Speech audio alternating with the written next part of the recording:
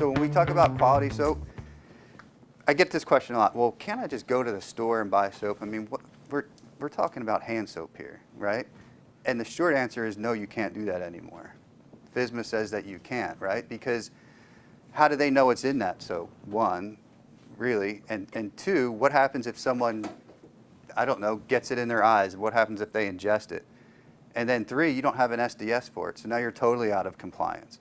So that's the short answer to, can I just go to the store and buy soap, Chris? What the heck are we talking about here? All of our stuff is NSF, so if you have your hand soap, you might want to check to see if it is NSF rated.